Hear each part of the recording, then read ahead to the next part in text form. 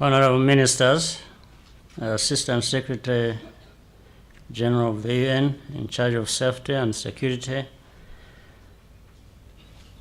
distinguished members of Parliament, chiefs of police, and other security organs from across our continent,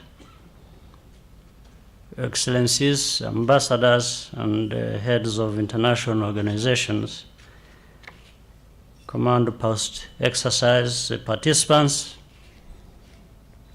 distinguished ladies and gentlemen. First of all, I'm pleased to welcome you all to this command post exercise that seeks to look at what next steps we need to take to end violence against women and girls. I'm happy to learn we are looking at the fight against men and boys as well.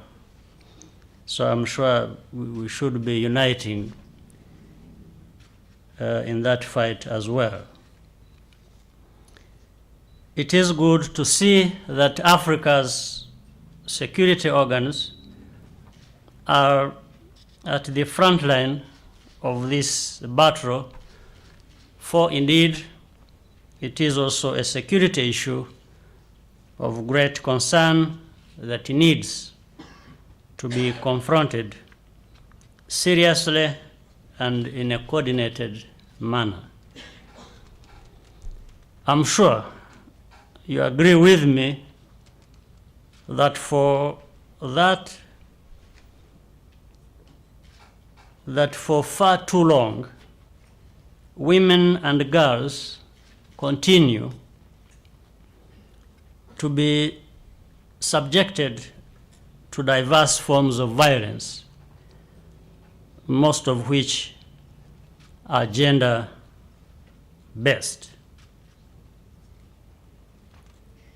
They can be prevented or they can be fought against and defeated. It is simply unacceptable that 1 in every 3 women around the world has been beaten, sexually assaulted, or abused in another form, and that 4 women are murdered each day worldwide by a male partner. We also know that the ramifications of this kind of violence go beyond the individual concerned. Research has shown that women, survivors of violence, lose the motivation to earn a living and to care for their children. Children who have witnessed violence inflicted on their mothers are often traumatized, leading to poor performance at school, and more often than not end up involved in violent behavior themselves. So, what is lacking for us to be able to combat and conquer the scourge of gender-based violence? Every sector has its role to play. Governments, legislature, advocacy groups, efforts on all fronts need to be intensified for us to be able to address and eradicate violence against women and girls. Legal, political, and institutional frameworks exist in virtually all countries. But it is clear that these are not enough to effectively tackle gender-based violence. We need to take seriously the call for action by the United Nations Secretary General to raise public awareness and increase political will and resources for preventing and ending all forms of violence against women and girls across the world.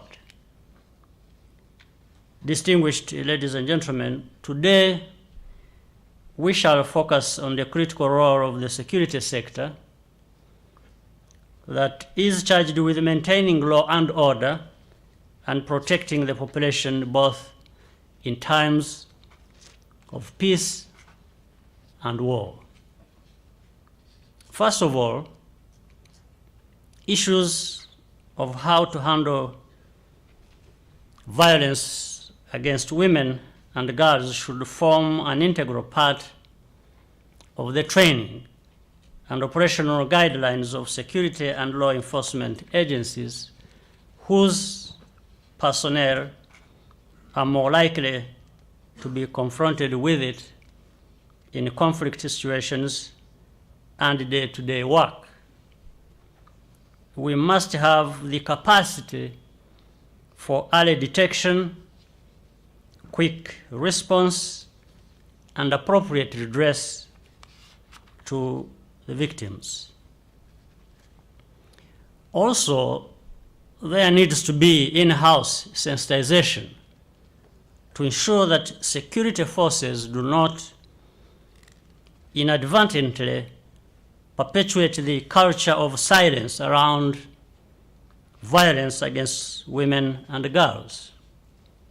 This involves providing women, especially victims, with the opportunity to report abuse and seek redress. In all this, an element that is crucial is cooperation between various security organs of our different countries, sharing information, best practices, all of them geared towards enhancing capacity to deal with violence against women and girls.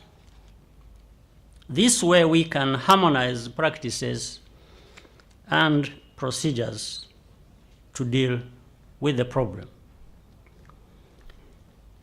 Of course, our countries must also work together at other levels of government, learn from one another, and ensure that we put in place measures aimed at reducing gender-based inequality, such as promoting the economic empowerment of women.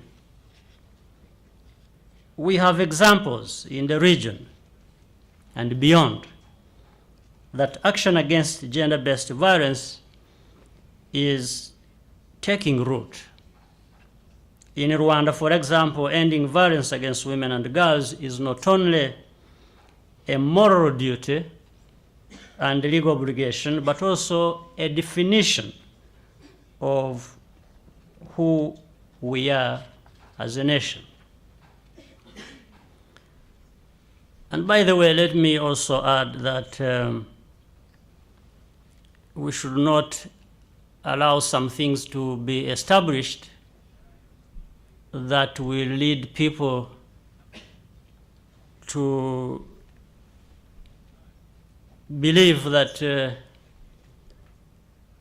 some of these things are African. They are not. Violence against women and girls is not African, so we should even start from that premise and reject it as we carry out different efforts.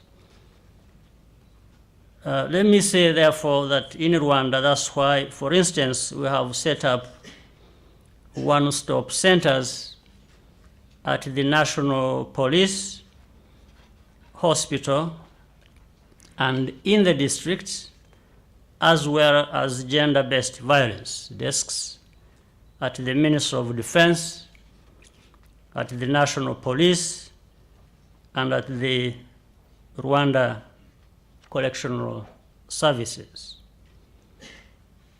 Our forces on peacekeeping missions have built energy-saving stoves and escorted women and girls when they go out to fetch firewood and water in order to protect them from potential violence. Of course, more can and should be done to ensure the safety of women, and Rwanda remains committed to this cause. For this reason, we are delighted to host Africa's Security Organization Center for Coordination to End Violence Against Women and Girls. Distinguished participants, let me say in conclusion that violence against women and girls is a multifaceted problem. It is a human rights violation, a security issue, a law and order question, as well as a societal problem that reflects a broken down moral and social order. Ending it requires an equally multi-pronged, concerted, and coordinated approach. We have the obligation to make the necessary effort to end it. This command post exercise is a welcome step, and we shall count on your contribution to take this struggle forward and wide. We should build on it and on previous ones to reach this objective. Individually, we can, collectively, we can do even more and better. Thank you for your kind attention, and I wish you a successful training exercise.